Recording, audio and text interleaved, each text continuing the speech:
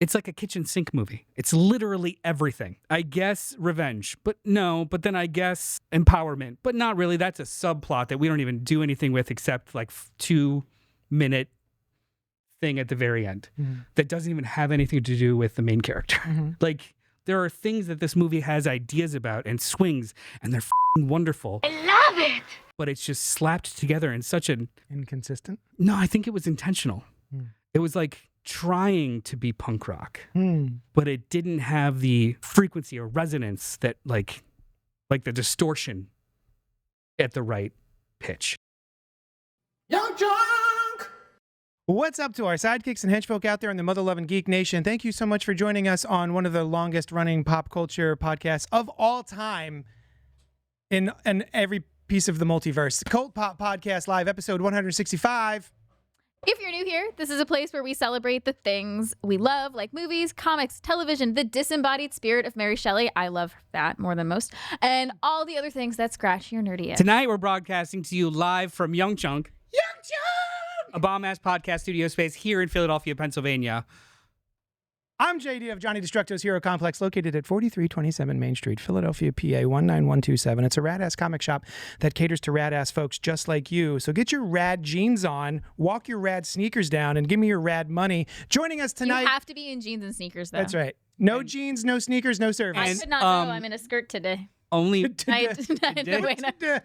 only rad money if it's sad money. I don't want your sad money. Or like... I only have sad money. Shit, me too. No that's why I don't want any more of it. No loose change.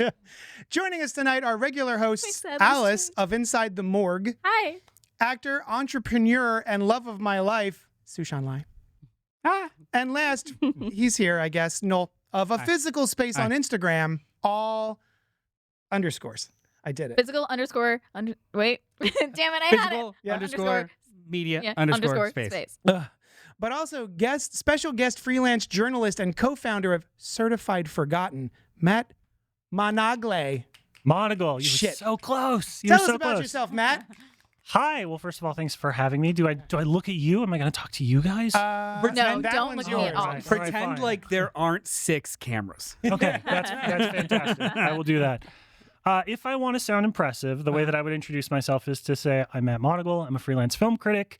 I have an MA in film studies from Columbia University, and I have written for sites such as Polygon, Inverse, and IGN. If I don't want to sound impressive, I run a horror site with my buddy. Nice. And we've been doing it for 6 years, and it's cool as shit, and I'm so happy to do it. But see, when you introduced yourself the first time, I didn't get any of the impressive stuff. I only got the unimpressive stuff, and I was still very impressed. I was working up to it a little bit. But he threw rad money at you, and you were just like incredibly distracted. Yeah. I wore jeans and sneakers in a Hero Complex, so I was just there to buy comics. Yeah. I love that you write horror reviews. Thank you. I do too. That's it. That's all I got. I love. We're so impressed. Yeah, that's all it takes, really. Hey, what's the website? What's new right now? What are you excited about? Oh, good question. So the website is www.certifiedforgotten.com. We mostly specialize in underseen horror. So my business partner and I, my buddy Matt Donato, we focus primarily on little stuff that people aren't usually writing about. We turn down all pitches about John Carpenter or Wes Craven because we're like, that's pretty well covered. Give us like the weird and the international coverage. Oh, I'm so excited to check this out. Do you have a favorite recent?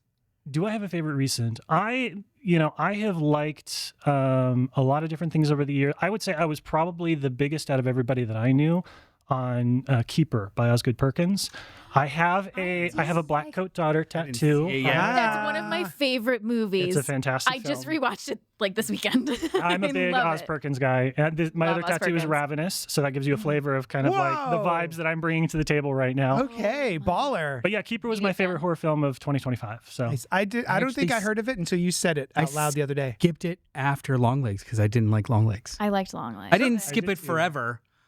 But I was like, I'll catch it later. Was it in between Longlegs and the Monkey? It was after Monkey. He did like 3 movies in 2 years. Yes. Yeah. Didn't even catch it. Keeper, Tatiana Maslany. It is a falling out of love story. It's just weird and vibey, and it's one of those films that if you are on its wavelength, it's going to be amazing, and if you're not, you're going to struggle through the whole thing. As a horror.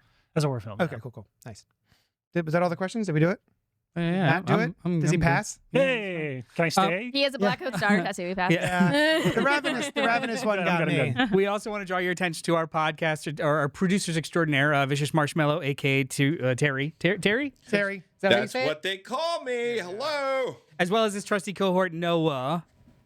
Friends, I have 2 questions for you. One, if anyone is watching, listening, wants to know more about Young Chunk HQ and the spaces and services, where do they inquire? I thought you were going to yell. Yeah. No? Oh, the young junk. Young junk! There it is. I would just go to JD's comic shop and say, "Hey, JD, I hear you know a guy who puts things on the internet." That's right. And then after He'll that, know it's me. look at a book, look at the price, and say, I can get this online. On Amazon. But Sure you're in vocalize it for some reason. Like, I can get this on Amazon. Have no chill and just say it instead of like maybe. That's my favorite thing. Yeah. Also, what is your favorite mashup of genres? And give examples if you can. Go Noah. I said retrofuturism, and Terry asked me, what's retrofuturism? Basically, steampunk. And I couldn't tell you if that's a mashup, because it's now just a genre, but Bioshock, man, literally, yeah, I like Would you steampunk. consider the new Fantastic Four? That's Yes. what I was thinking. Yeah. I would say Yeah. so. The second I see it, I'll probably consider that. Fair. Yeah. I mean, you've seen the aesthetic of the movie, right? Yeah, definitely. It feels like the 50s, but everything's shining and in your But I face. Yeah, that's exactly it. Yeah. FF. Really? What? I didn't know that. Yeah. That's what retrofuturism is. Yep. Yeah. It's the future that they showed us Fallout, that they kind thought of? in the 60s Fallout what they is thought the first future was going to look like. Future of the past. Yes. Yeah. Yeah. Fallout is a perfect example. Fallout. Yeah. Yeah. Yep. Now go. Okay. Yeah, you just Tonight, cut us off, we're man. gonna start the Just brand cut new- us off. Tonight. But nothing. We're going to review the brand new take on a That's very old me. tale, Maggie Gyllenhaal's The Bride. Rude. Go ahead. I'm But sorry. before about we do that, we're going to read emails and what we've been enjoying this past week. Remember, if you're live, feel free to like, comment, and subscribe, and hit that bell icon. If you're watching this later, do that stuff also. Help us. Help us help you. Mostly just help us. We love a little back and forth. So pipe up in the chat. We're looking at it. So get in there. Hi, St. Saucy. He says, present. I'm assuming he raised his hand when he said that. Must have. You can also Still, send. it was up the whole time until you said something. So Yeah. finally it's like, Acknowledged. You can Put also it send down. the show emails to cultpopgo@gmail.com, and we'll address them here on the show, just like we're about to do with these 2 emails because we got letters. Do pink first. Okay. We have letters? Oh, we got lots and lots and lots and lots of letters. Here we go. Pink Apocalypse wrote in, and she says, Wait, before we read this, yes. do you guys want to contribute to the song? We could do it again. okay, we got letters. Oh, we got lots and lots and lots and lots of letters. There That's right. it I is. didn't feel it, and I Yeah. felt it then. And I I let appreciate you it. down. That was on me. I'm sorry. I'm new here. Pink, You didn't know. We didn't let you know. I know. Pink now. says, trailer cliches. Here's a list of things I am Put it in the wrong over. place. When they happen, it doesn't provoke intrigue. It just provokes an eye roll. From the 80s to the recent past when I, well, stopped watching trailers, really. 1. Gravelly voice in a world. 2. Giant laser shoots into the sky. 3. Silence followed by deep bass drop. 4. Stuttering action scenes with stuttering pounding sound. And 5. My new most annoying, the dramatic single piano key plink. I avoid trailers now. Is there anything to add? I also like to avoid trailers for things that I know I'm going to see. Like there's going to be a Spider-Man trailer coming soon for whatever the brand new day movie is coming. And I'll watch the first one, but I will, after that, probably just not watch a trailer ever again for it. More often than not, I think that trailers show too many things about the film and they ruin my experience because I very much am a person who likes to have a film wash over me and be surprised by events, and trailers generally suck all of that out. Scream 7. The entire opening sequence for Scream 7 is in the trailer. So stuff like that bothers me. Do you have anything that annoys you guys in trailers besides the slowed down rock song that sounds more like a lullaby now for a horror movie? That's a new trope that sucks. Yeah. I kind of like that. Depends on the song. Yeah, that's true. That's true. I also, as you were listing off the things that Pink doesn't like, I made a trailer in my head of just all of those things. Here's a laser in the sky. The Christopher Nolan wall. Single piano key. I feel like they don't do a lot of those anymore. They were of a time. There's no Inner World anymore. Like that doesn't really happen much anymore. I think they stopped doing that when the movie Inner World came out. Wasn't there a film called Inner World? It wasn't called that, but it was about voice actors. Yeah. But no, like the when the tropes become self-aware, they just hold off on them for a while. So like the beam in sky, that's forever. That's in movies, not so much just the That's not a trailer thing. That's like a end of movie Always thing. Power in the sky.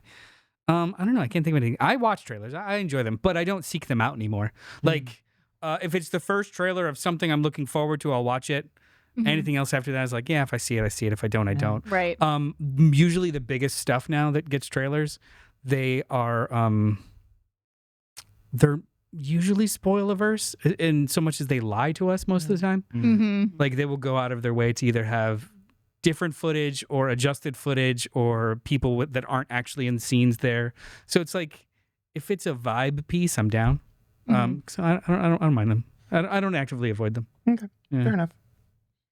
If something in a trailer ruins the whole movie, the movie's got a problem, not the trailer.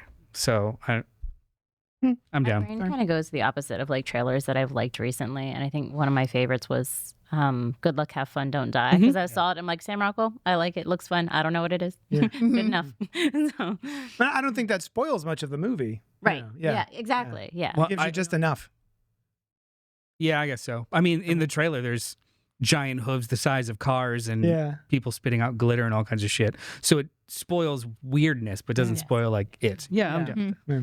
Like I think the trailer for the movie we're going to talk about tonight was actually really great. Yes. I enjoyed the trailer of that movie There is more than the movie itself. There is a scene in that trailer that's not in the movie.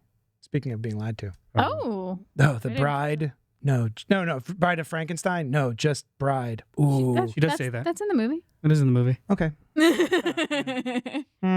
It's just the line. So it's 80 art over a different scene. That's but what I'm saying. The lines in the movie. That's what I'm Okay, saying. you're right. Yeah. Yes. says So it the in- thing that we see in the trailer Is wrong. is wrong. Well, it's voiceover in the trailer over a different scene. It just happens. Like it's. Oh, is it? Now I got to rewatch the trailer. Let's all watch the trailer. Let's all They're not stop people what we're talking doing. and seeing mouths. Yeah. It's just the lines are said and it's a different scene that they're said over. But you're speaking to the fact that it used to be, because trailers would happen long before they had the final cut of a film, that you would like see the stuff that didn't end up making it into the movie. Yeah. Right. So like whole scenes that just weren't in the final cut. And I wish more filmmakers, I mean, I'm a bad marketer if I suggest this, but I wish more filmmakers would put false stuff. Yes. Like shoot stuff Yeah. just for the trailer that has nothing to do with their movie. Mini movies. Remember when it we should had be mini that, movies? yes, very much so. Spider-Man. The Spider-Man. Sam Raimi Spider-Man. I was thinking even earlier than that with the first Back to the Future trailer was just Michael J. Fox's feet walking up to a car and rolling down the window and like putting on his sunglasses, and it just said coming this fall. I don't remember like that. they make small little movies, Yeah. and then you don't know See, anything else. that I would that be kind of shit into, was great. for sure. Yeah. Because even if it's just a shot, I will go into a film and they'll be like, oh, I love that shot. And then I wait the whole movie and I'm like, I haven't seen that shot yet. Yeah. And these characters are in it. So it suggests what just happened. You find you don't want to do that, but you find yourself being dragged into that by remembering the trailer pieces. Yeah, there have been times where I've seen something in a trailer where, oh, that person's wearing that outfit, but they're dying and they haven't worn that outfit yet. Yep. So they're not going to die in this movie because they still have yet to wear that trailer outfit. Stuff like that. It actually just recently happened with something we watched together, I think. Doesn't I matter. wonder what it was, but yeah. So thank you, Pink, for emailing us. We have another one from Christopher St. Saucy. Good night. This is a long one, so I'm going to do some skipping. First, he says, it's hard for me to listen to you all when you talk shit about Scream 3. I love that film. Yeah, aside from a few of the new characters, no one matters. But who matters from Scream 2? Who knew Kirby and Judy would come back after Scream 4? But Parker Posey is amazing. Roman Bridger gives a stellar performance, and Aaron Kruger had some balls to make Harvey Weinstein the villain in a movie he was producing. And doesn't have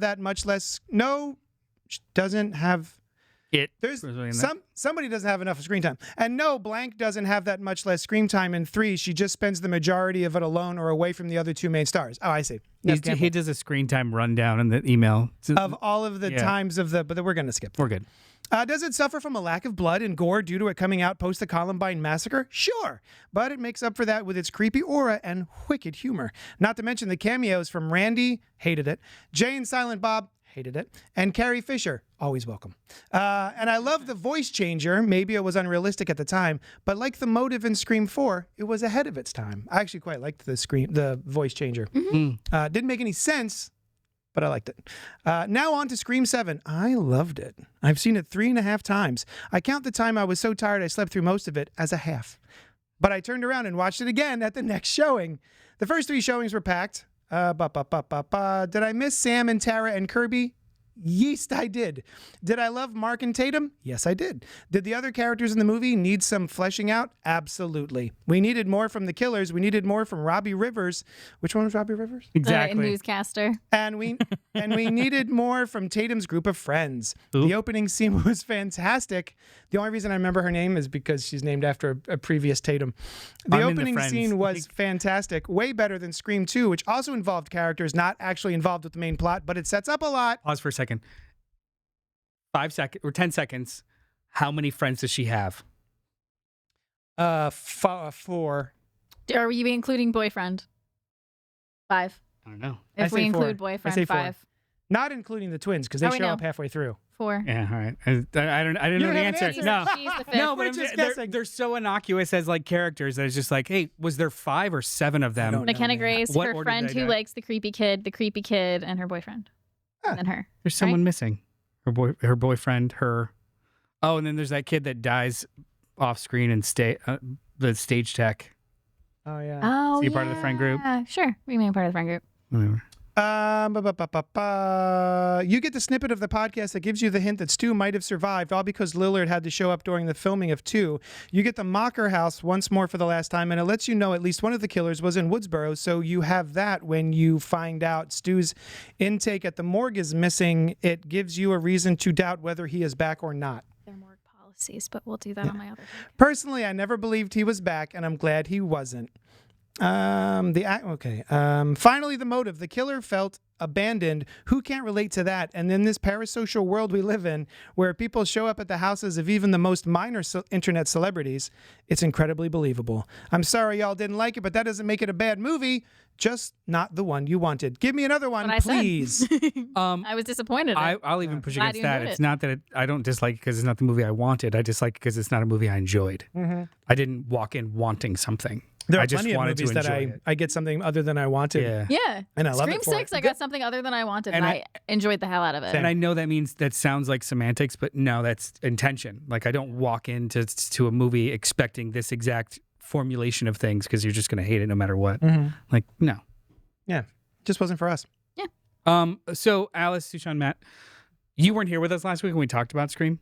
We I talked know. a lot about it. I know I wasn't. Before we move on to the full review of The Bride, was there anything you'd like to add or throw in? Did you like it? Did you not? You had your email, but like, Yeah, I had it my stewed ame for a week. Yeah, stewed.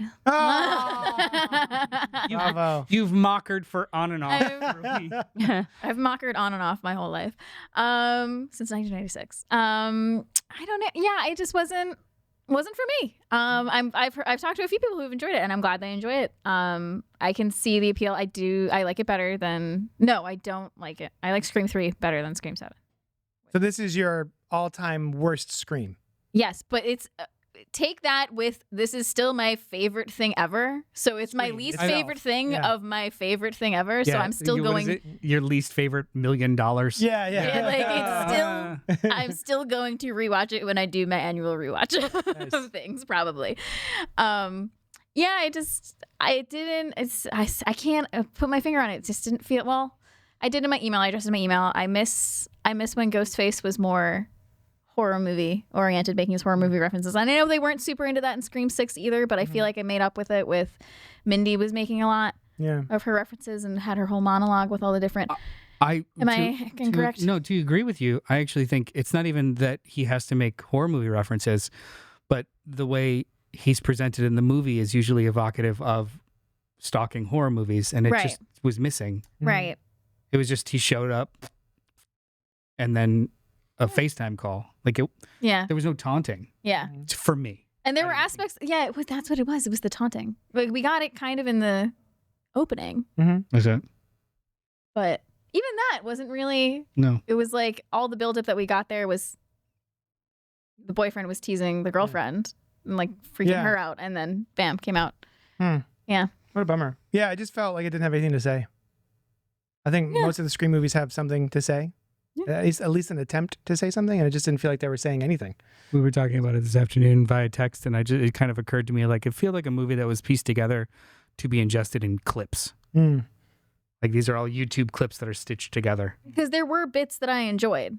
Oh, sure. Yeah. for Yeah. The wall scene. I don't want to get too. I don't know how spoilery we're gonna get here, but Like everyone that's seen it has seen it. It was a 73% drop off from last weekend too. So I think the majority of people that really wanted to go went, and then it Yeah. bottomed out. It'll Yeah. still be the most financially successful Scream movie. Which I don't understand. I so mean, it's confused. nature of the beast. It's just it's an easy movie to ingest, absorb.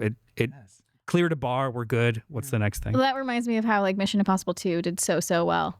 Yeah. Because it was following Yeah. Mission Impossible. Yeah. And so But- everybody wanted to go see Mission Impossible 2. But it still And took it's them like still 6 years to turn my 3 least around. favorite. Yeah, exactly. Like it was the highest grossing until 6, Yeah.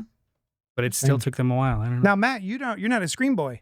I'm not. So I'm immediately going to, I built up all this goodwill. I'm going to lose it all by saying I'm not a Scream guy. And That's I fine. typically don't watch all of them. But here's what I'll say is that a lot of my friends are also film critics or people involved in the industry. Scream is their franchise. They have been ride or die for this from the jump.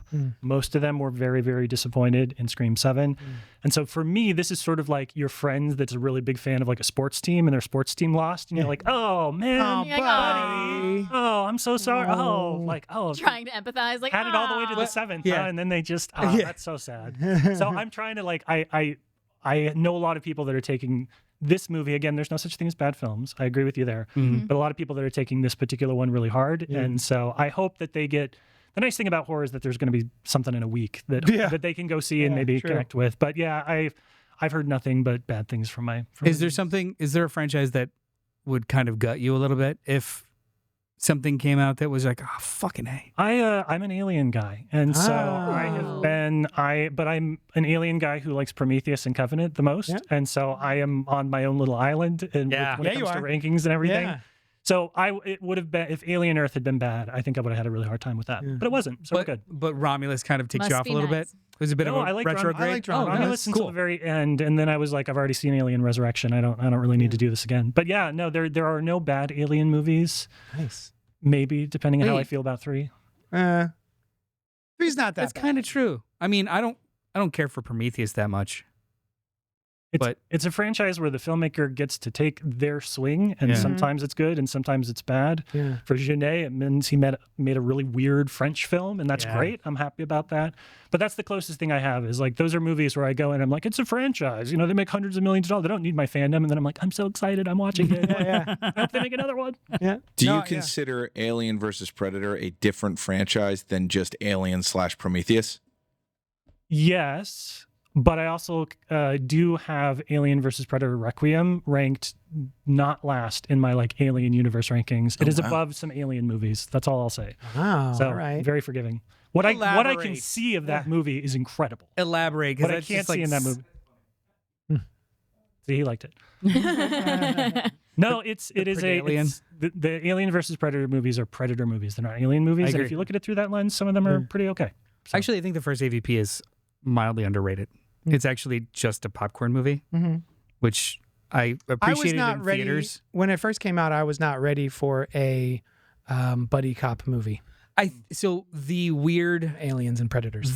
juxtaposition of genres is why I just felt surprised by it. I probably wouldn't work now. Yeah. But Although, the fact that it I came out of mean, nowhere and it was basically Predator a Badlands. T-Rex chasing Predator a predator Badlands in the Antarctic, I was like, this is kind of fun. Yeah. Yeah.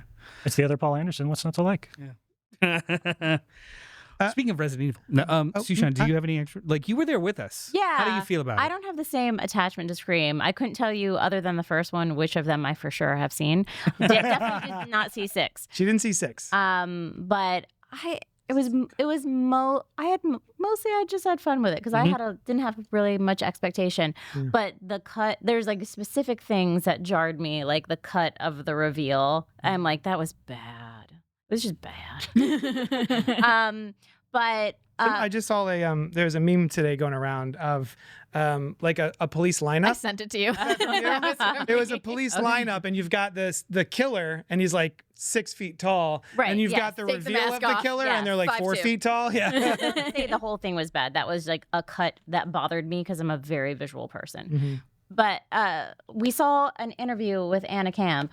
Yeah. And she put so much into that, and it just as a performer it made me like, she's like, the script didn't really have much for me. I'm like, serious? No, Yeah. It kind of showed. But I thought she did what she could do with it, and I thought that was cool. But sometimes it's that you get more from a movie listening to about it outside the movie than sometimes the movie has for itself. Yeah. And I kind of feel that way about it. So Fair enough. Hey.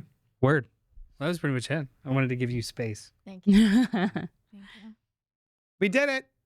We're gonna skip our poppins. We usually do a segment that I lovingly call "What's Poppin'," wherein we ask each other what was poppin' for us this week. But there's so Nothing. many of We're us. rolling deep, so we figured we'd get to it, right? The Bride! Exclamation And no point. Poppins. 2026, written and directed by Maggie Gyllenhaal, starring Jesse Buckley, Christian Bale, Annette Bening, Penelope Cruz, Peter Sarsgaard, and Jake Gyllenhaal. In 1930 Chicago, groundbreaking scientist Dr. Euphronius brings a murdered young woman back to life to be a companion for Frankenstein's monster. What happens next is beyond what either of them could ever have imagined. Rotten Tomatoes has it at a 57%, popcorn meter 72%. All right. Metacritic 55, cinema score C+. That's a really bad cinema score. That's not great. Yeah, like If B minus and B is considered like, ooh. Yeah, if I had any inkling about cinema score whatsoever, it's never anything the only reason I remember it exists is because it's on the notes and I read it every week. And I'm like, oh yeah, that thing that I never look at. Do you remember Nope. the difference between the two? Cinema score is rating the entire experience in the movie theater. Oh, Immediately right. out. That is kind of cool. Metacritic is just an aggregate, and Rotten Tomatoes is an aggregate. So like cinema score is holistic. So like it's not just like the movie, it's also like were the conditions, was the vibe good, was everybody into it with me? Like it's more holistic. So like you'll see a movie that's got terrible reviews but has like an A- cinema score because There's a good Crowd was communal into it. experience. good communal experience. So like horror movies usually have like really high cinema scores, and so do action movies, but they'll have like low interesting. critics. Nice. Yeah, so like these are really cool Twilight. metrics. Some Twilight movies have decent cinema. They probably do. Honestly, most Twilights probably have B pluses and A minuses. Yeah. Because everybody Some is there Bs for at the that, very least. right? Yeah. And film critics and audiences always agree. We always get along, and they always Forever. respect our opinions. So, yeah.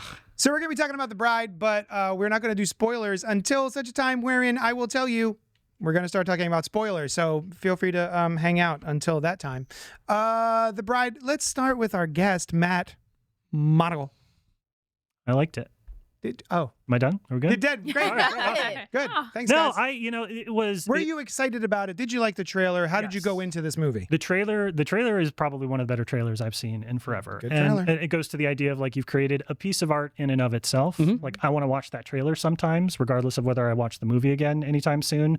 I'll just go put that on because it's got a cool energy and I like it. And I was very excited for it, mostly because it looked weird. Like it looked like somebody that was making really big swings. I was hyped for it in the same way that I was like hyped for Babylon, where it was just a filmmaker that basically got studio money and was like, I'm gonna do something, and not everybody's gonna like it, but I'm gonna do what I want to do. And so I went into that with a lot of enthusiasm for it. I also went into it with a lot of noise because I typically don't see films outside of like, I don't go to a lot of press screenings, even though I probably should. I'm just kind of lazy. So I will go like opening weekend, and I typically, there's the buzz, what my friends are saying, what reviews, like the backlash to the backlash, all of that has already happened. Yeah. So I'm kind of like trying to navigate and like keep stuff out of my mind as I'm going through.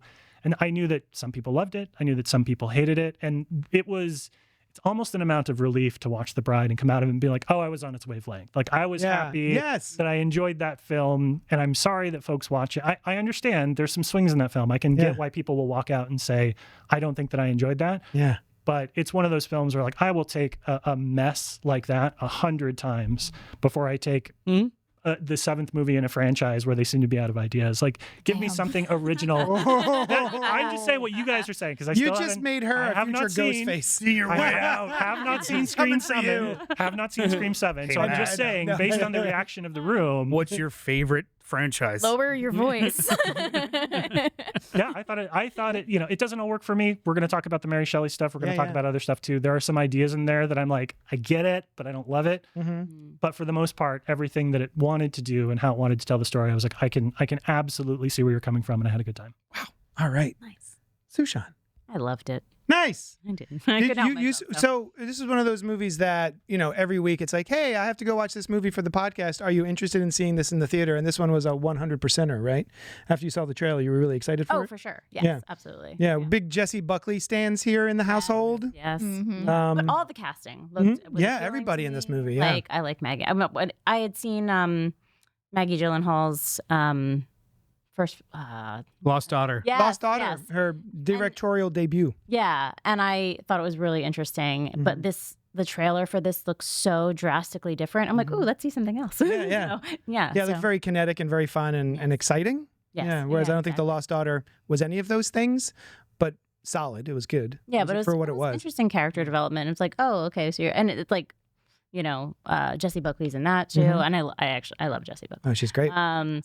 But yeah, I have more More- to say more though, thoughts? but I'm going to leave it there. So, I have we all had the same exact experience, I think. We were excited for the trailer. We liked it. And then went in and there are big swings. And I think so before I get to that, I started to see I was very excited, but then I started to be on TikTok or Instagram or wherever you do this motion. Yeah. And I started to see people like Jay Stoobs, who I follow on TikTok, start the sentence, I regret to inform you or something. And I'd be, whoop. And so a bunch of people, I would swipe away because I didn't want to hear their reviews on the movie because I didn't want to go in and feeling a certain way, but it was too late. Everything was like, oh, what a mess, but I hope they make more. And I'm like, fuck, God damn it. So I went from going and being very excited about seeing this movie and then going to see it being like, oh man, I guess we'll see it. It's fine. And then about 15, 20 minutes, I'm like, this movie's going to have to work pretty hard to make me not like it at this point. And I kept waiting for the bad things to happen, the things that everyone seemed to hate, which I still haven't watched those reviews, but I didn't find anything that upset me or didn't work for me. I think it is a bit of a mess, but I think it's such a fun, charming roller coaster of a mess that I leaned over to her at the end. I said, well, what did you think? She said, I still loved it. I said, me too. Yeah, so we were very excited to be on the same wavelength, as you said. Yeah, nice. I think you should go because I'm going to dissent with everyone, I think. Oh, okay. Yeah. That's why she you gave hated me it. that look. I really liked it. I really enjoyed this. I really liked it. Yeah, I agree. It was a bit of a mess, but Yeah. I met it where it was. I actually wasn't like, I watched the trailer and I was like, oh, this looks fun. Uh-huh. And then I if we weren't doing it for the podcast, I don't think I would have sought it out. Mm. I would have watched it another time if it came across. But I was like, all right, yeah, I'll go see this. And I had a lot of fun with it. Jessie Buckley is insane Yeah. in the best way. Mm-hmm. I loved the cinematography, the choices made with how they showed Mary Shelley coming back and telling her story. I thought that was really fun. But I did leave the theater understanding why some people Right. Yes, didn't I can enjoy pinpoint this. the problems that people may have. I with can it. understand. And I'm like, this is just my vibe. I get why it's not other people's vibes. And in another experience, I think I'd probably agree with them. If it was some other movie, might have the same problems they would have. But for some reason, this movie was just hitting me on a level that made me sort of push those aside. Mm-hmm. We did talk about, like, in our neurospiciness, it's like, oh, is this for us? And like, they're just like enough little clips pieced together in a mess that we're like, I can follow it. Yeah. My ADHD is having a blast. Yeah, we're over here now? Okay, cool. Nice. There were certain parts where I was like in and out, not Yeah. in and out, but kind of like, I think I love this. And I'm like, maybe I just like it. I'm like, I love it again. And like, Yeah. it was Yeah, a yes. little back and forth for me during it. So I get why. I do have one People don't love major problem with the film the way the film wraps up that bums me out. But We we'll might get to have the that. same thing. So No, tell us what you hate and why. I know. I'm glad this movie exists. awesome. That's what somebody else had said. Is that it's a mess, but I want more. I want more like this. Yeah, I'm glad this movie exists. I went and saw it in IMAX. I was very excited for it, Ooh. and I know that she shot it in like 1:9, almost all of it, which was great. Like the aspect ratio didn't change much at all. I thought it was. I saw that it was on IMAX, so we couldn't get it. But I was like, what a Filmed what a for choice. IMAX. Okay. Like and it, like with the 30s aesthetic, and like she was riffing on Fritz Lang and all kinds of cool shit. It was really. I was very excited. I don't. How do I word this? I think the movie almost betrays itself in what it's trying to say, but doesn't even know what it's trying to say. Like it defies its own logic in the narrative to make more of a mess than a statement. I think it's very messy. There's no other way to say it. It's very messy. I think we And- all agree. And Yes. it would we all call it messy. it Yeah. gained me, and then it would lose me, and then it would gain me, and then it would lose me, and Yeah. it felt like a roller coaster ride with terrible breaks, as opposed to a roller coaster ride. Sure. Because even the like, and so I forgive so much if I'm having a good time. Yeah. But then every moment I would be having a good time in a long stretch, and then something would happen where I would be like, wait, what? And then it would give me the opportunity to think about how half of this doesn't make sense. Even in the rules that were established in Yes. the film, doesn't make Yes. sense. Yeah. I am okay with forgiving those things if it's a smooth transition from like wildness to wildness. There's aspects, I don't know, I don't think it's a spoiler, but there are aspects of magical realism within the film which are wonderful. I mean, you see dancing sequences and stuff in the trailer. Like More so than that. Like the way she falls down the steps is very stylized. There- I'm not even talking about that. I'm talking about like things that people are doing within the movie that is magical realism that's not explained and or it doesn't even have to be explained. It's inconsistently employed.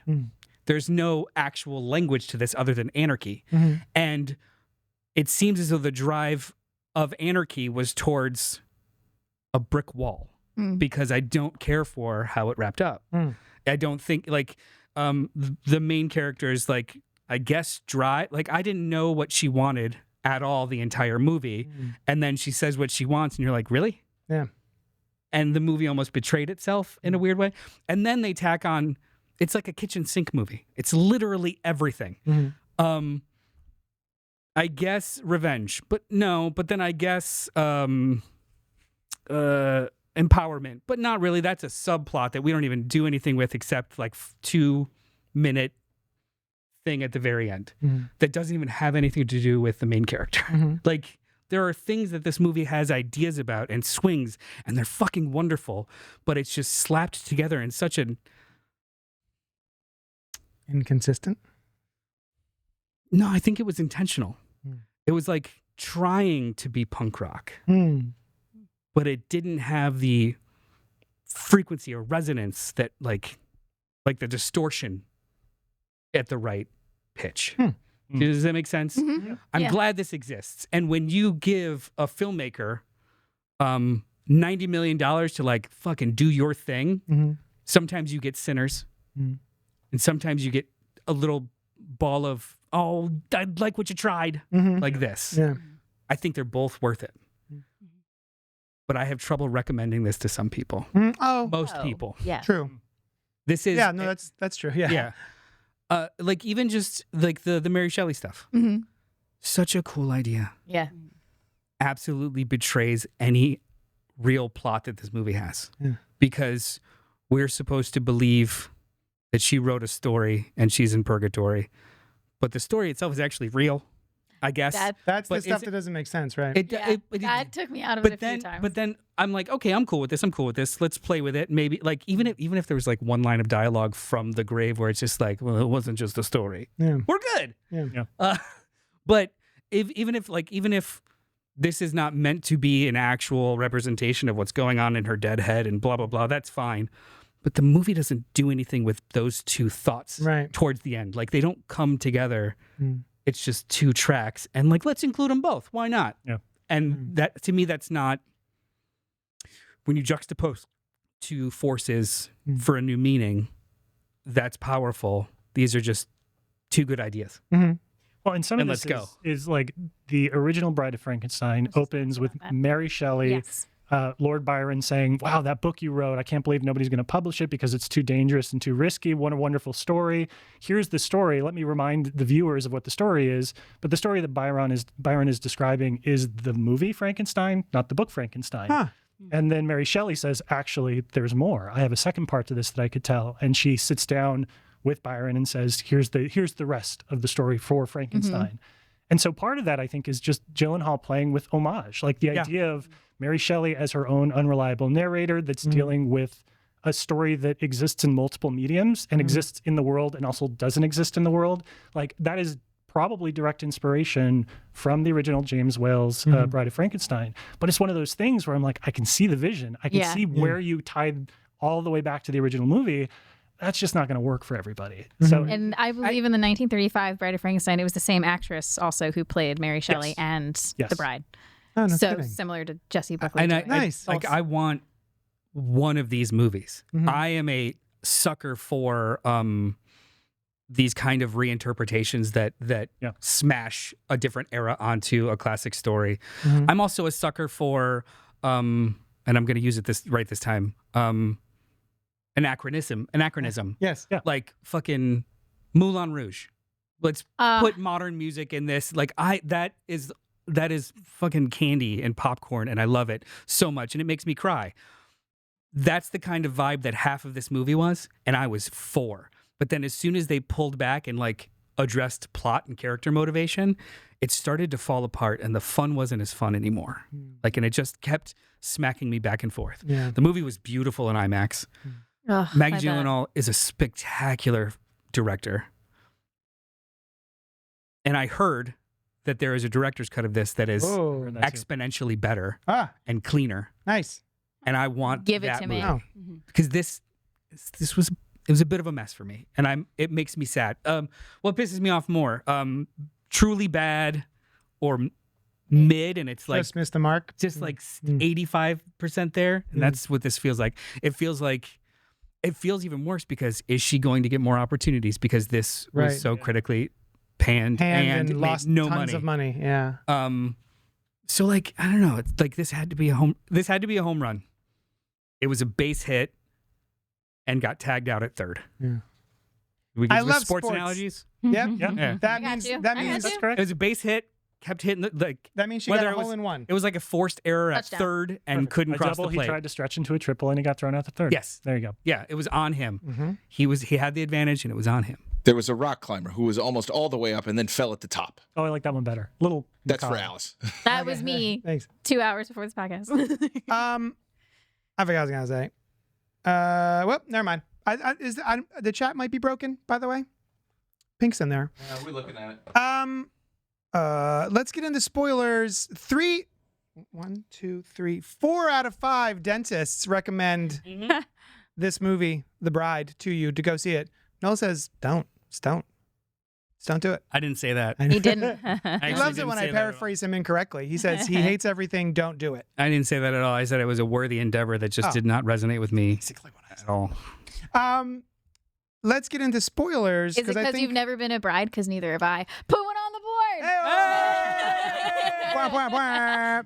I couldn't. I was that's a trying running- not to this that's a whole running time, bit and I about- had to. That About was Alice, actually really, really good. Alice's breakup. But like to your point though, I did ask my wife if she wanted to go and she said no. Ugh, My wife my Both way. get put that points. shit on the board. Oh, the chat is not broken. Pink's in there. There we go. She just didn't want to say anything. We should start with the Mary Shelley of it all, right? The thing that we were just alluding to, the fact that she shows up, she introduces the movie, which I was not expecting, and says, "I've got more to tell," and blah blah blah. Oh, that's neat. That's a very cool idea. I like that very much. But then, the tale she is telling is involving a real person. So, Sushan, we were talking about it in the car earlier, and Sushan goes, "Well, the story we're watching is just the fictional tale that Mary Shelley wanted to tell us." But then I go, But she that's possesses Ida. not the case. She is possessing a real person in a world where it seems like the Mary Shelley Frankenstein novel was a documentary style novel. Like it was like it actually happened in their real world 100 years ago, and he is a character that exists there. So it feels like she's almost used, puppeteering a multiverse somehow, where she's able to break through into another reality where her novel took place, and then use the characters in that reality. Also, too, like you can. At one point, I was like, oh, so the possession and then like being born with both personalities and twin spirit stuff, you could sometimes kind of step outside of it and be like, this is a narrative device for this story, and maybe they're not as intrinsically connected. But then Mary Shelley literally imbues the character of Ida with information that she should not have because she has all the answers in the other realm. Yeah. So it breaks the idea of me headcanon it around it. It just is, and you take it at face value, which I was like, oh, okay, do something with it. But they didn't do anything with it. Then it also gave her powers to control or inspire other women on a whim or make them do things. Is that something that happens? That happens in the musical number. Yeah. Oh, But then it never happens again. Like the movie keeps introducing and keeps like barreling towards these great ideas to just do nothing with it. Oh, see, the only ability I caught her having felt like she was able to feel the rage of women who have been murdered by the men in the about room. The same thing. Right? She's able to like she literally was making guys fall into fits and then like crash to the ground. That was her that was doing that. And then the women getting angry and then them all dancing with her. She was possessing them. I see. Possession, or she captures the zeitgeist and everybody sort of like falls into this. It's again, you could make an argument either way that that's what the film is doing. And that's part of the ill-definedness that I think that you're bouncing off of, is the fact that like these pivotal moments are not, I'll use the word earned, but they're not building to this in a way that kind of cohesively makes sense. So you're like, we're going to do this great dance number, and in most movies you'd be like, oh shit, they're about to do a dance number. Like it's coming. I'm waiting for it. And here it just sort of happens and then it sort of stops. Yeah, and I can get that. I would double on that. It's either it's the language of the movie or the language of the story being told. The language of the movie was we're going to do magical realism. Yeah. And then for the most of it, the language of the people in the movie, it matched up. But then there were parts where it didn't. So like the very end of the drive-in, I absolutely fucking adored that their conversation was being juxtaposed on the screen. Oh, yeah, by the actors on the screen. Which is such a wonderful way to show, like, to visualize the emotionality of this conversation in, like, a new way. And someone who's overhearing it. And then you cut to the other characters in the movie watching and seeing that it is these two monsters and not just the movie they're watching, which breaks the magical realism into, no, this is actually magic that they're doing in the world of this movie.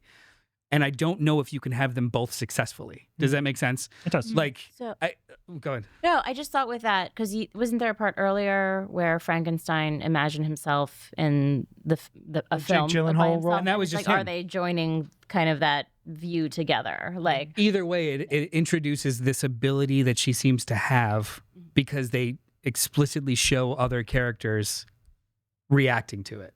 Not just reacting to the conversation. Penelope Cruz is literally like, what the fuck? They're on the screen. Like, Oh, see, I didn't catch that either. I thought that was just for us, the viewers. I didn't realize that that was something, a character. she looked at the screen. She was watching react it. to it. They look up at the screen, but again, is that an allegory for like cinema, or is it like something that's diegetically happening? A movie like Babylon makes that line for you, as in they're watching a movie or they are, mimicking the style of movies. This movie doesn't want to have those boundaries, and that is maybe a feature, not a bug. But in regards to the point this movie seems to be trying to make, and I don't even know what the point this movie is trying to make, it like fights against it. so I had a take that like, and I told you about when we were talking about the potential of a multiverse and her control. To me, I thought this was a writer's outline. It's not complete. It's a bunch of ideas that like have been festering with no place to go, and that's where the chaos comes from. Is that like they're not all the way there yet, you know? And like it's like This is Mary I feel Shelley's like, outline. yeah, and like that this is, you know, part of the process, and then you edit and you narrow down, and it's like all of her these are her chaotic post-its that she's gonna like rearrange. Nice. And I was okay with that as an artistic process. I didn't need it necessarily to be the fully fleshed out process, because I enjoy the process just as much. I agree with that. But in order for you to shuffle, you need to know the order to shuffle. Does that make sense? Like, I need to know that it's out of balance. I need to know the rules before I could break them in a meaningful way. I can't just show up with broken rules and say, this is the way. You know, like, It depends on your process. it does depend on your process, So, but yeah. it gets you somewhere, Mhm. either one. And I don't know where this movie wanted to get. Not only do I not know if it got there well, I don't know where it wanted to get. You know, and I don't have that sense watching this film. There's there was something else I forgot. I'm sorry. It did, like, I didn't get, so you guys know how a CPAP machine works? Yes. All right, I have a CPAP machine. The night before I saw this movie, it was malfunctioning. I got 2 hours and 30 minutes of sleep. Oh no. I had to get Oh, no. I had to get up for work at 6, whole day, and then went to see this immediately after at 5. That's I You were thought, primed. hang on, I thought that I was going to struggle. I thought I was going to struggle in the movie. I thought it was probably a bad idea, but there's absolutely no other time that I was going to be able to see it. Oh, let's power through. I did not get tired once. I was not unengaged at all. I was rapt attention and did not feel bored or looked at my watch, which I was kind of surprised about, considering I was fucking dog-ass tired, like almost falling asleep in the car tired. Yeah. So it kept me, and I was paying attention. Mhm. But where it took me was, it just felt shattershot and not esoteric. Like, it just felt like a mess. I think my problem Pretty bits, that I but a alluded mess. to earlier was we've got the way that they get back together at the end was my big problem. The fact that Yeah. he's been lying to her this entire time. She finds out he's been lying to her this entire time, and she goes, "Well, I'm out." Yep. And then 3 minutes later, in the same scene, all of a sudden, she's madly in love with Frank and can't live without him and all this other stuff, and we have to fix him and all this blah blah blah. So it just felt like there was a scene or something that should have been in there, some sort of like reconnection between the two characters after you have that split, that split you get in every rom-com where it's like, it's time for them to be on the outs. We've had a good run this far, time to be on the outs, and then they'll be separate for a little while, and then they'll get back together. And that all happens within 3 minutes, I think just by him being the shot in driving the was head. supposed to be that, but Yeah. go ahead. I didn't feel necessarily that she was like madly in love with him, you know, and right, like I don't have to be madly in love with someone to want to still save somebody if they're suffering or dying. Like, Well, she right, asks him, "Do you love him?" And she's crying and screaming and saying, "Yes." Bring him back, bring him back. Yeah. well, yeah, but also that's an intense, you know, Yeah, what are you going to that's say? true. No, let him die. Yeah. Right? Yeah. Like, come on. He's fine. He's okay. We So- haven't discussed the relationship yet, okay? But I just wanted to. We haven't defined the relationship. We haven't labeled it yet. God. So I didn't mind that scene, the drive-in scene specifically too, because she says no, and he's okay with it. He actually enjoys her answer, like, "Oh, that's fine, fuck it, yeah." Then gets his head blown off. But Spoilers. We're in spoilers. We're in We're in spoilers. the All spoiler right, section. okay, just throwing that We're out good. there. We're in the spoiler section. they're all dead. Messages. Frankenstein Just lives in case. happily ever after. The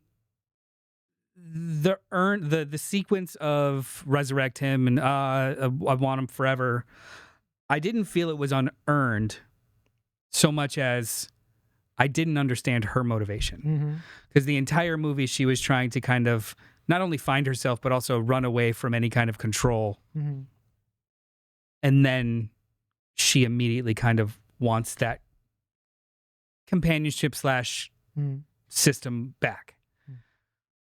So what is that in the thesis of the movie? What does that mean? Right. He's the only one that can relate to her experience. Is Okay. like how I saw it. Like Okay. it wasn't like she was Yes. like madly in love with him, but like Right. You know I what don't it know was? anybody else who's been resurrected from the so dead. to me- so, like- What Alice is really saying is there was yearning, Yeah. and if there's yearning, that's great. Then to me, Frank then was a yearner. Yeah. I could totally buy that if, Yeah. and I not only buy it, that's true. I think that was supposed to be what was conveyed. Yeah. The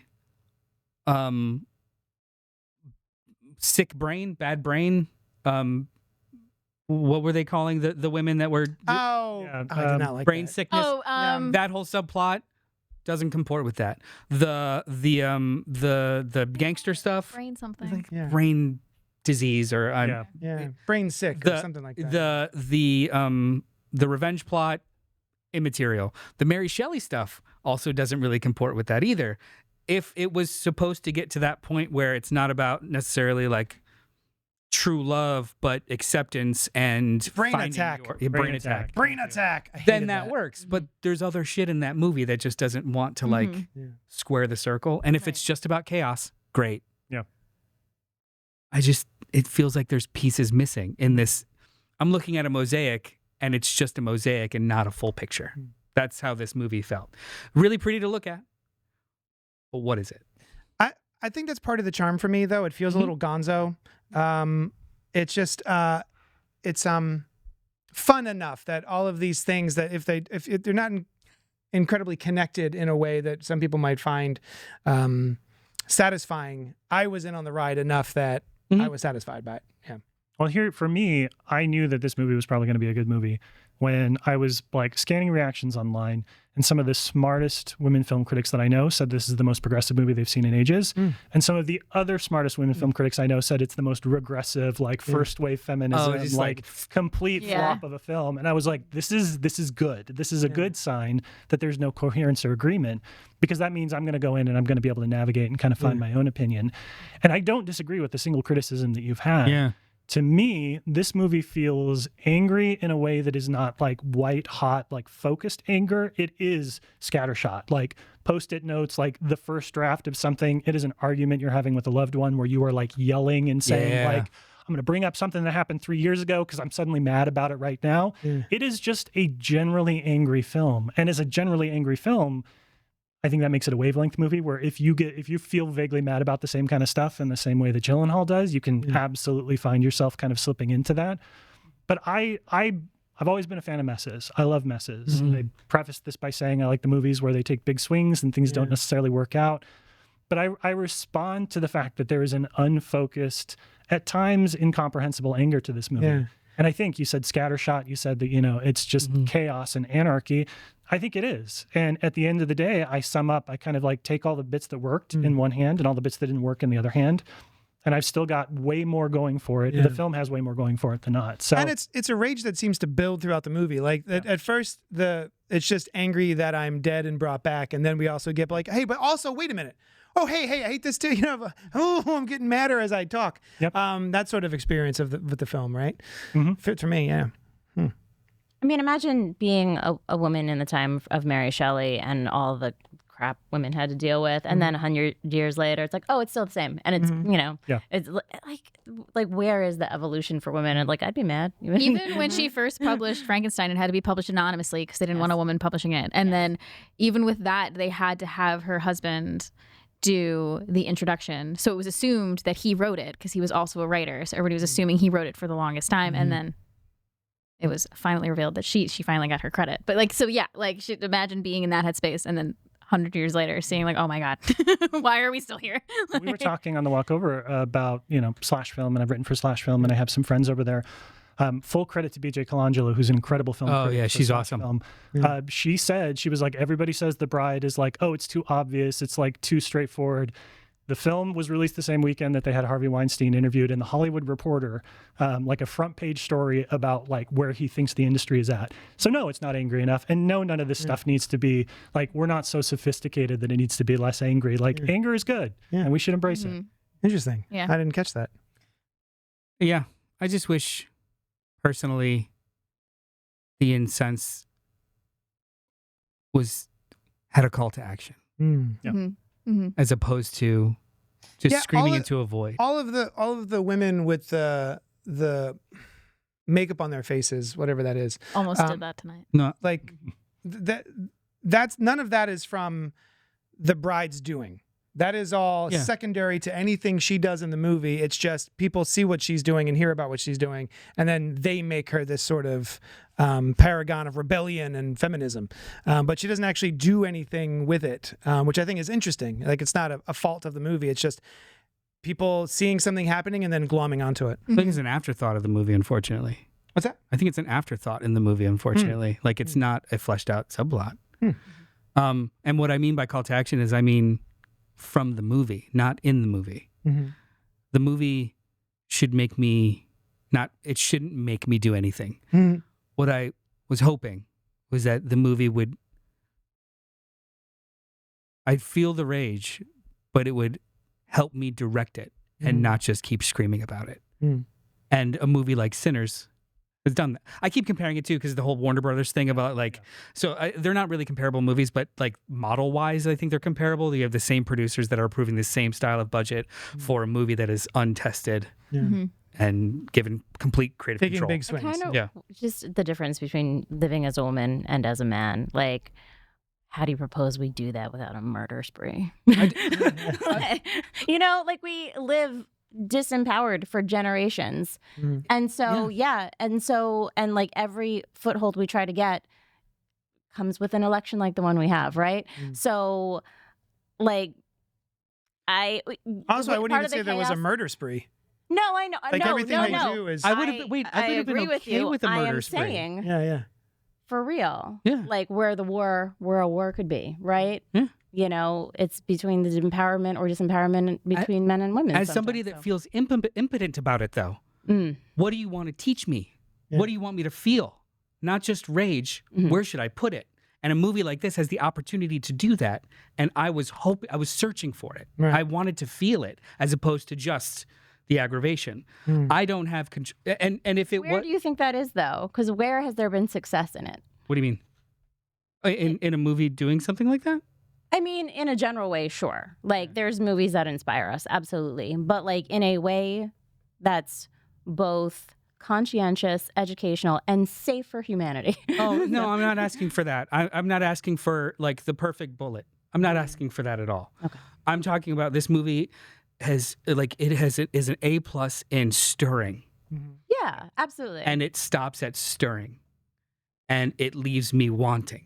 And as somebody who doesn't have a lived experience and doesn't know how to fight those fights, what do I do with this? Do we all just sit in anger together? Or does the movie want me to, like, have a next step to contemplate something? If there was just a straight up murder spree in the movie, it wants you to, but it cannot give you the answer, because then that, you know, it's not the responsibility of the film. No, it's not the responsibility of the film, but what is the perspective of the filmmaker? And I walk out not exactly knowing what the perspective of the filmmaker is. I mean, the eye of God. It could also just be a primal scream of a film. Like, it's just, we are all angry and we're expressing that. Sure. Right? I think that, I mean, you and I talked about it, though, thematically, like the tie between Ida and Mary Shelley, it's like choice and a voice. Yeah. Choice and a voice. It's not that complicated, really. And that's, like, I don't think there would be a possession, an ability to connect in that way without that. But that's what unites us, I think, often as women. Like, we don't always get to have that as easily. So. And I feel like that's something that could have been explored a little bit if we had a little bit more time after her finding out that everything Frank has been telling her is made up, and then taking him and deciding to take him back and, you know, love him and all that sort of stuff. Is that sort of not what I got from that, but yeah. Well, okay, what? Oh, whatever that is at the end, that could be a choice of just companionship and friendship. We don't know, and I like that. I like that we don't know any further. I like knowing enough that they survived, right, to whatever degree they survive. Yeah, but we don't know. It's not written for them. I think. I guess I took that hand-holding thing as romantic. The language of the movie makes it feel romantic to me, but I don't know. Yeah. What do I know? So here's one thing I'm going to say. Because the podcast that I do with my friend, Certified Forgotten, we talk about films with 10 or fewer reviews on Rotten Tomatoes. That's the tagline, which means that we watch a lot of really small stuff. And a lot of the question is nobody knows about this film today, because if it did, it'd have an audience, it'd have reviews. Where is this film going to be in like 10 years? So I am constant, every movie I watch, a new release, anything that I see, I am, and maybe this is just like the history nerd in me, I'm always thinking about what is the contemporary reaction, and then where's it going to sit 10, 20 years from now? I think a lot of Black Christmas, which is the remake of Black Christmas, which was pretty universally hated when it came out. The newest one. Which I loved. Oh, did you? The reason that people don't like it is Never because saw it's it. unapologetically preachy and angry and like incredibly didactic. It's there to teach you a lesson about men, and men are bad. And people are like, we know that, we're living that. I think about that film and how it's sort of aged. I think about this one as the fact that, yeah, this feels like an existential scream. We're online all day long and we see the state of the world and it sucks, and we don't need to live in that moment when we're in the movies necessarily. But in 10 years, people are going to look at this and be like, oh, this was this was what people were feeling. There was an existential dread that nobody knew what the fuck to do. Sorry if I can swear as much as I You want. can. Go for it. Nobody knew what to do about. We were all just sort of living in it, and there was an impotence that we all sort of felt. And I think that is This where reflects this movie that. is going to slide into the cultural history, is this idea of like, yeah, that was the vibe in 2026. Is like we were all just mad all the time and had nothing to do with it. So I think it's a film that's really going to sit well with us, because when we look back on it a little bit, it'll be a Rosetta Stone for how we were all experiencing this particular period in history. Ah, that's a very thoughtful read. I love that. Yeah. That's great. Pink's in the chat saying, regarding women, we can't get shit done if we're well behaved, but then there's the backlash every single time. Yeah, no, I'm not, I don't want it to be misunderstood. I'm not asking for, tell me what I could do now. It's more the perspective of the movie just stopped, as opposed to completed. Well, part of the at the end, you saw it was all the women were left to help each other. Yeah. And And they're Ripping out basically tongues. To help taking each the other. tongue out of the guy from Superman. But then it was like to Monster Mash, and I'm like, and then he used putting on the Ritz. putting like, on the come Ritz. on. Oh yeah. Yeah, that was funny. To me, I laughed at that. I was like, oh, the putting on the Ritz it was bit. just like a cute. little homage to like a nod. Frankenstein. right, yeah.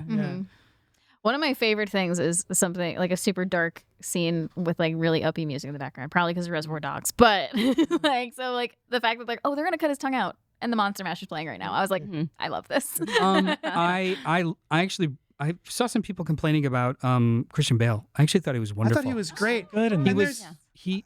Go ahead. Yeah. I felt for him, Yeah. but then also was afraid of him Yeah. Yeah.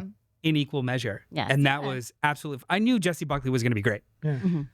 I didn't know which Christian Bale was going to show up. Yeah. And the fact that there was so much nuance in this, Yeah. I was just like, and I feel like I wanted to watch just the two of them navigate things, and the other noise was just noise. But it's like, Yeah. They I loved them together. The crux of the film. So a lot of the conversation around them is their chemistry on screen, I've heard, and there isn't much there. What I like about this relationship between Frank and the bride is that it is not your normal love story. He spends most of it yearning and being like, first of all, he just wants to get his Frank wet. He's like, I'm lonely. I'd like a vajayjay to put my stuff in. And so they Getting his make Frank wet. I needed to process that for a minute. I don't agree with that read, but go ahead. a little bit. I think it's a little bit of that, but also he's lonely, right? So it's equal measures of both of those I things. don't think it's equal measure, but go on. But then meeting her and spending time with her, I start to think, well, is she just like a manic pixie dream girl kind of stereotype? But he's just sort of watching her and being in awe of her, and I really like that part of his performance. Well, and the fact The that first time he sees her, yeah, dead. oh, She's too pretty. Put her beautiful. back. She's too beautiful. Yeah. But there's so many things where she says, and it just cuts to him, and he goes, "Yeah, He's just, like, okay, obsessed. yeah, Yeah. mommy." But so he's yearning for her, and she is still dealing with trauma and seems almost completely uninterested in anything he has to offer for most of the film, because she's dealing with her own things, and also she's being possessed by a writer. Like, she's got a lot of shit going on. So I like their romance is very strange and lopsided. I do like too that her trauma as the bride it's generational because she doesn't know what the fuck happened to her. Mm-hmm. It's systemic and generational trauma that she's feeling in moments, not Yeah. like What happened to me? yeah. Yeah. It's mostly us Mhm. now. Yeah. I like the contrast of he's been trying to hide for 100 years. And I think some of his like awe of her is like she's discovering being seen. Yeah, the sequence where they go to that underground club and he just sits and watches her dance. Yeah. Like a lot Yeah. with dudes. Yeah. Yeah. And he's just like- he's just like, that's my wife. Look, and she's great. Isn't she great? My I thought that wife. was. My wife. Wait, do I get one of those? Yes, that counts. Yeah. Do I get a point every time I say the bride then? Yeah. Come Because you're not on. one. Because I wasn't. Oh. It's okay. It's a good thing. We've Go turned on. that page. Oh, there's a lot. Like this movie could have. It's on the next page too. This movie could have just made that role or that performance For Frank. an antagonistic one. And He's a sweetheart. He doesn't want to fight the people who are he trying doesn't to want to fight take him. advantage of her. He doesn't yeah. want to, but he eventually kind of does, and then they do all their edgelord shit, Yeah. which was fine. I think the tattoos and stuff. I was Yeah. like, whatever. See, that just felt like a cute montage kind of thing, like silly. But Until he started like really getting into it. But even at the very end, when she rebuffs his offer. yeah. He's like, "Cool, be you. Can I just hang out? Yeah. Can I just keep hanging out?" Yeah. Can And I that stay? that was great. I like, yeah. You don't have to be anything other than with me. Yeah. Told JD they reminded me of pandemic dating. They Yeah. have these specific limitations and they're forced together and like go. And they stay together because they have that shared awful trauma. And Trauma they build from bonding. it. Yeah. It's a real thing. I think this movie's worth it. One of but the I things, just didn't. One of the things I wish that had touched on a little bit more is that, and it just occurred to me, they dig her up specifically to be a companion for Frank. Yeah. And it feels a little bit like a much maligned sci-fi film. Passengers. Yes. Oh, yeah. Passengers. And she wakes up and she finds out what happens. And he's in that one they stole her life. Yeah. In this one, she dead. Yeah, that's true. There's different levels. Reverse. There's Yeah. different levels of agency. Yeah, that yeah. are, like I don't know if It they're feels similar of like something, I guess, not having the agency, right? Of Yeah, not having like- the choice. Chris Pratt took her agency away. This one was like, she's dead. Let's Yeah. give her some. Yeah. Yeah. Just a little What do you bit. say? Just Yeah. a little bit. Let's Yeah. let her loose. See what happens. I mean, she's my wife, but My wife. we'll wake her up. Speaking of slash film, I was listening to the show today, and I guess Jeff was talking about actors who are acting, and you're watching them acting. I didn't get to watch it yet. It was I saw the title that they all hated it. they but all that's hated it. Yeah. But Jeff I went somewhere started I didn't listening to expect, it too, and I was which like, "Oh, they hate it." actors acting, and like this is something where you just watch actors do their acting. I mean, and I loved watching her do her acting. Like, I mean- maybe you're either charmed by what she's doing on screen or not. But whatever Jessie Buckley was doing this entire film, I was all in on. he's right, but I don't think that's necessarily a problem in something Right. this broad. Right. Yeah. This movie's a scream. Mhm. So sorry, there's not as much nuance. Yeah. Yeah. I will say every time that Jessie Buckley was Mary Shelley, I wasn't like, oh, more of this, please. Mhm. Like that didn't.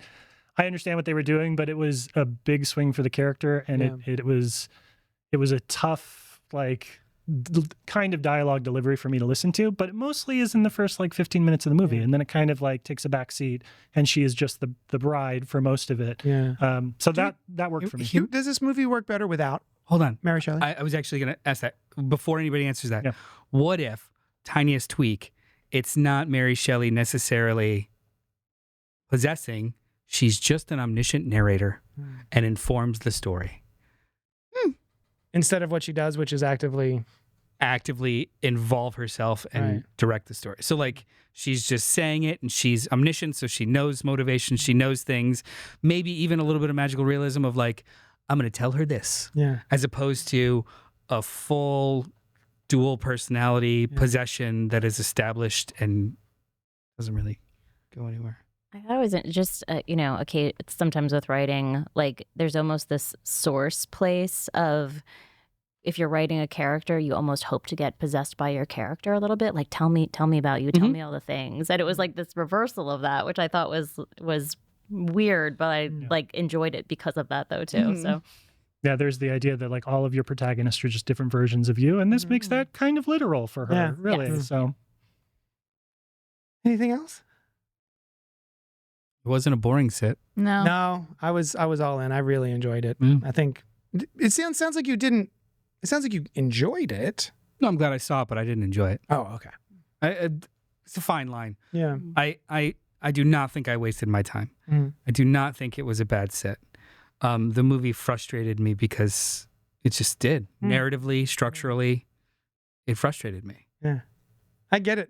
We walked. I'm like, oh, I understand why people might not like it. But for each of those weird things that don't really connect, I was like, fun. I wouldn't go as far as to say it's a bad movie at all. I don't think it's a bad movie. I just don't.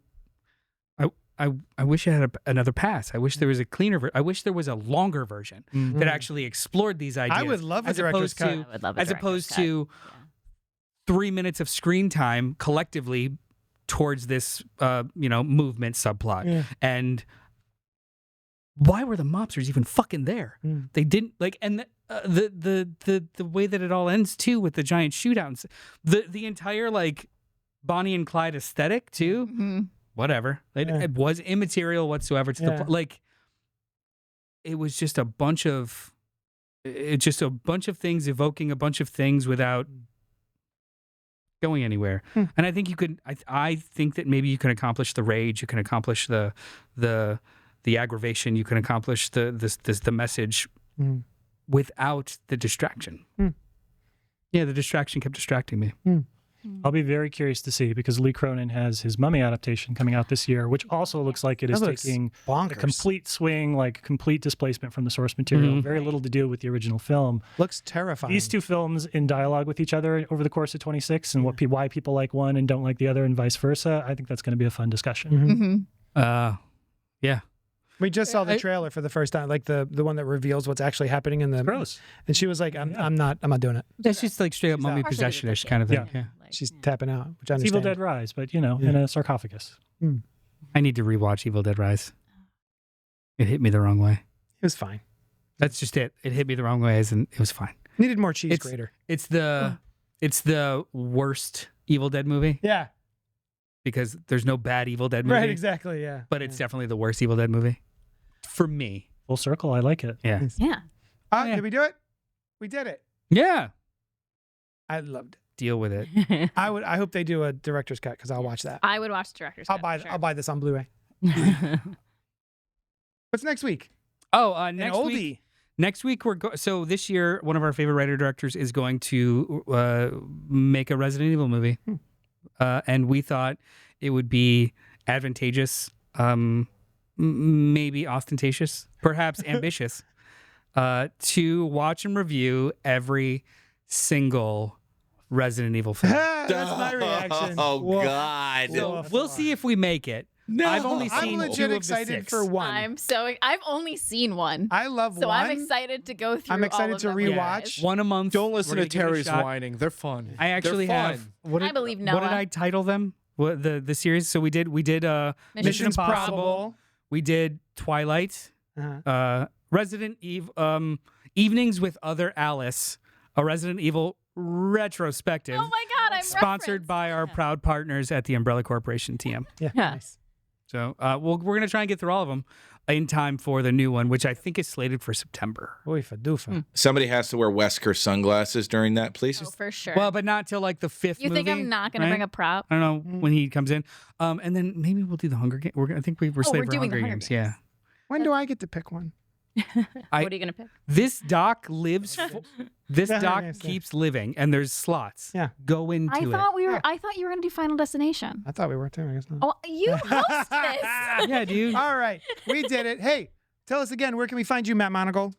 It would be super cool if everybody here and everybody who's listening went to certifiedforgotten.com/newsletter and signed up for our free Friday newsletters. That's a super great way to support us. Wonderful. I'm going to do that. Which of the Resident Evil movies should I put you down for?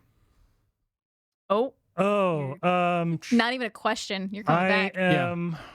You know, I'll take any of them because I am Team Mia forever. Resident Evil. team to be on. Resident Evil Apocalypse. Her first album, really good. Tell me when. An album? Tell me when. Really good. Resident Evil Extinction. Extinction. You want I Extinction? want Extinction. That's You want Russell McKay? Yeah, I like that one. That's the one. Thank you. All right. All right. It's May 20th. I'll see you then. Great. And thank you, everyone, for coming in here and hanging out with us and chatting about The Bride. Email us at cultpopgo@gmail.com. That's it. We did it. We did it. Ta-da. Young John!